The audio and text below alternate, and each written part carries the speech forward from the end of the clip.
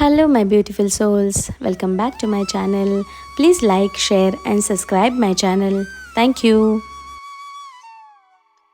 श्री शिव पुराण श्री उमा संहिता 29वां अध्याय आदि सृष्टि का वर्णन।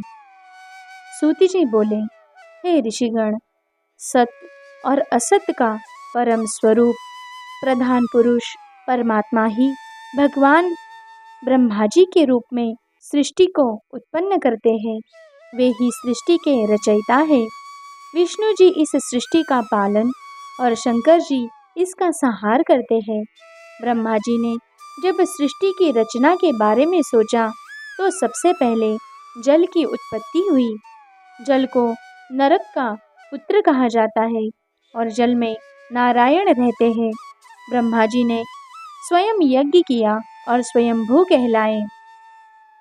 जल में सर्वप्रथम एक अंडा हुआ जिसके 2 भाग हिरण्यगर्भ ने किए। अंडे के ये 2 भाग आकाश और पृथ्वी हुए। ब्रह्मा जी ने अधोभाग में 14 भुवन, मध्य में आकाश की रचना की। उन्होंने ही जल के ऊपर पृथ्वी की रचना की। आकाश में 10 दिशाओं की रचना हुई। ब्रह्मा जी ने तत्पश्चात मन, वाणी, काम, क्रोध, रूप और रति की भी रचना की। मरीचि, अत्रि, अंगिरा, पुलस्त्य, पुलह, ऋतु, वशिष्ठ महामुनि तेजस्वी ऋषियों के रूप में विश्व प्रसिद्ध हुए। ये सभी ऋषि ही सप्त ऋषि के नाम से जाने जाते हैं और इनका वर्णन सभी पुराणों में किया गया है।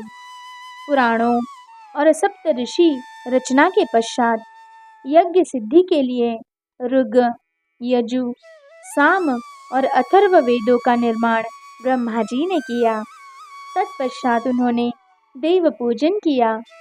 वक्षस्थल से पीतर, जांघों से मानव एवं जंघा के नीचे के भाग से दैत्य बनाए गए।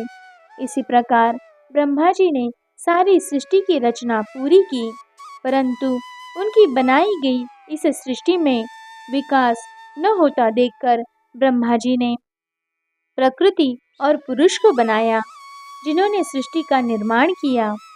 भगवान नर और नारायण द्वारा बनाई गई सृष्टि प्रजा अमैथुन्य सृष्टि से उत्पन्न हुई।